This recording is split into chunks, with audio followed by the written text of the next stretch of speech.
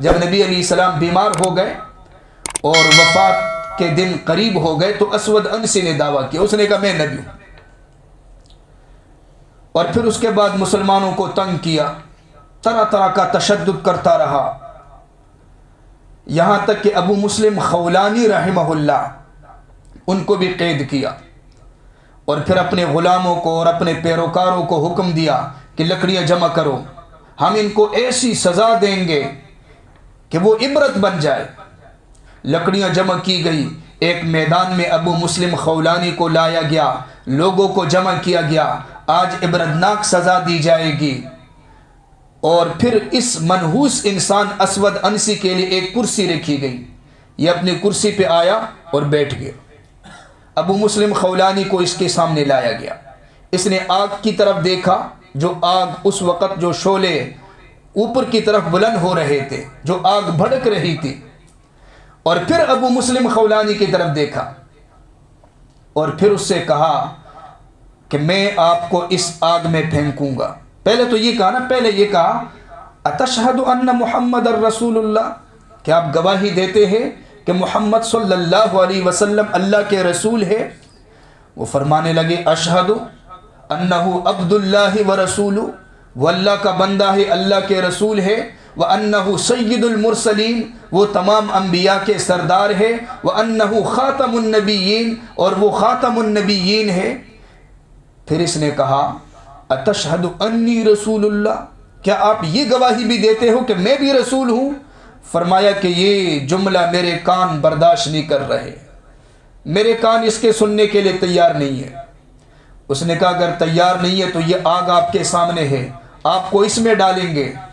فرمانے لگے کوئی بات نہیں، یہ تو بڑا آسان معاملہ ہے، آپ مجھے دنیا کے اندر آگ میں ڈالو گے، دنیا کے اندر میں مشقت برداشت کروں گا، یہ آگ اس کی کوئی حیثیت نہیں جہنم کی آگ کے مقابلے میں۔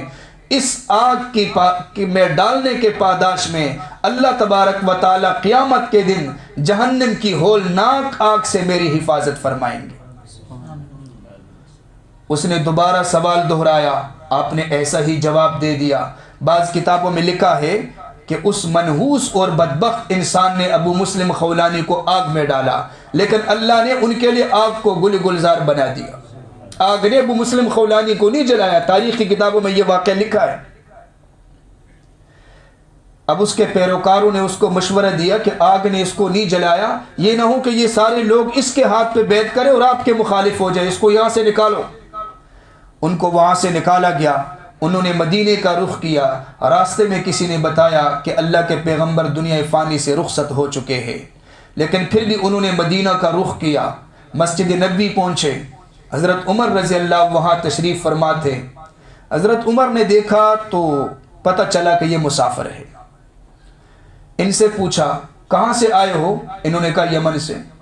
فرمایا کہ وہاں کے بارے میں ایک واقعہ ہے، ہمارے ایک دوست ہے جن کو آگ میں ڈالا گیا اور آگ نے ان کو نہیں جلایا، کیا یہ سچی بات ہے؟ فرمایا ہاں، اللہ تعالیٰ نے اس کو نجات دے دی۔ تو حضرت عمر نے فوراً کہا کہ وہ کون ہے؟ اور فوراً بعض کتابوں میں لکھا کہ حضرت عمر نے یہ بھی کہا وہ آپ تو نہیں؟ فرمانے لگے میں ہوں۔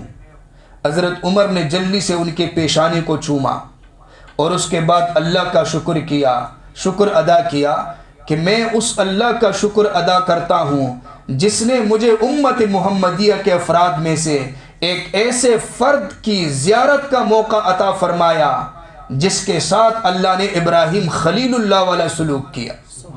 جیسے کہ ابراہیم خلیل اللہ کو پر آگ گل گلزار ہو گئی تھی، ان پر بھی آگ گل گلزار ہو گئی۔ پھر صدیق اکبر کے پاس لے گئے، پھر دونوں بیٹھ گئے اور ان سے واقعہ سننے لگے۔ تو یہ ختم نبوت کا جو مسئلہ ہے یہ عقائد کا مسئلہ ہے، کفر اور اسلام کا مسئلہ ہے، ہمیں اس کے بارے میں پتہ ہونا چاہیے تاکہ ہمارا عقیدہ تو صحیح ہو۔ اگر عقیدہ صحیح نہ ہو تو اعمال کا کوئی فائدہ نہیں۔ اچھا